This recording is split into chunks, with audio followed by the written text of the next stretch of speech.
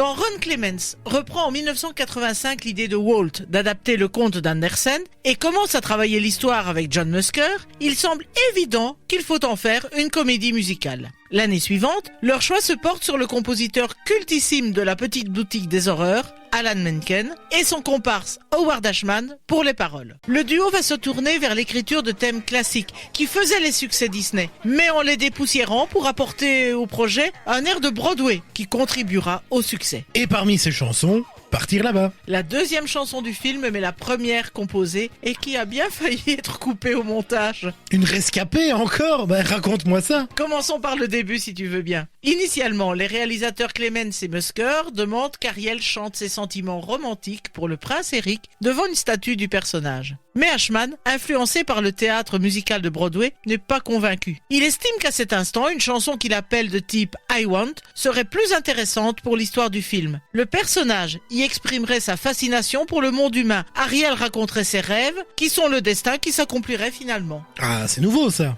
Alan Menken estime effectivement que Part of Your World, c'est le titre original, est la première chanson I Want. En réalité, ce n'est pas la première fois qu'une princesse Disney nous chante ses rêves. Blanche-Neige, par exemple, nous chante « Un jour mon prince viendra ». Cendrillon raconte son tendre rêve. Et la Belle au bois dormant ne chante-t-elle pas « Mon amour, je t'ai vu au beau milieu d'un rêve ». En fait, Ashman revient finalement aux sources des premiers Disney. Oui, mais comment les deux réalisateurs vont-ils prendre la chose? Il fallait les convaincre. Ashman invite Clements et Musker. Menken se met au piano et Ashman interprète le rôle d'Ariel, les yeux levés vers le plafond. Et le pari est gagnant. Musker était ému aux larmes, a-t-il dit. Il a eu la sensation qu'Ashman devenait Ariel sous leurs yeux et déversait son cœur. La chanson traduisait exactement les sentiments de cette petite sirène à cet instant précis. Oui, bon, donc tout va bien pour la chanson alors. Pour les deux réalisateurs, oui, mais il fallait encore convaincre le directeur de Disney, Jeffrey Katzenberg.